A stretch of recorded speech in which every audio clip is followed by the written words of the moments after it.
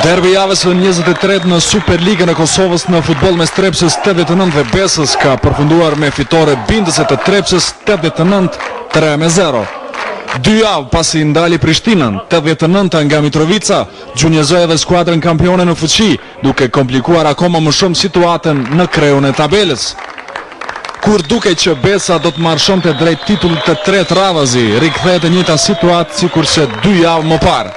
Besa, Prishtina dhe Trepça 89, të shkëputura nga ekipet e tjera, tani kanë një diferencë pikësh mes vete prej vetëm 3, që jep një indikacion se lufta për titull do të jetë pa kompromis.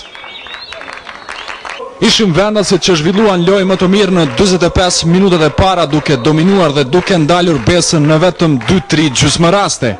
Shansi i parë erdhi në minutën e tretë kur Xhombala nga afërsia gjuajti mbi portë. I dyti rast 3 minuta më vonë u konvertua në gol. Sërish malësor Xhombalaj në skenë me këtë pasim të përkryer për Enver Jasharin që shënoi për epërsin 1-0. Besën më pas në lojë u mundua ta kthente Kasapi që nga kjo pozitë nuk arriti të ndryshonte asgjë.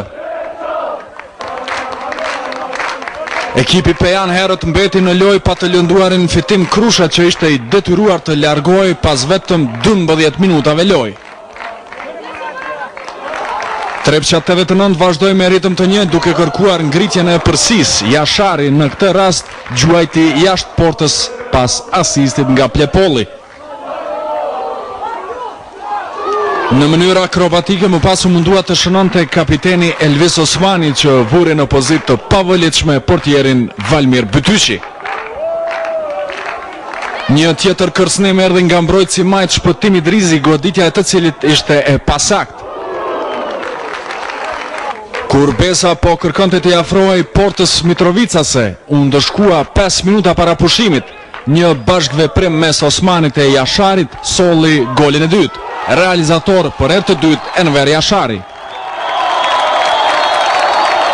Me epërsin 2-0 të vendasve, skuadrat shkuan në pushim. Pjesa e dytë ishte më e varfër për nga raste. Tani ishte Besa që kërkoi të dominonte, por Trepça 89 krijoi rastin e parë me anë të Xhombalajt. Mundësin më të mirë për Besën e pati mes fushori Mensur Duraku që në minutën e 50 nga distanca qëlloi shtyllën. Në të tjera gjysmë raste deri në fund Pejanët me anë të Halitit nuk u treguan dhe as të rrezikshëm.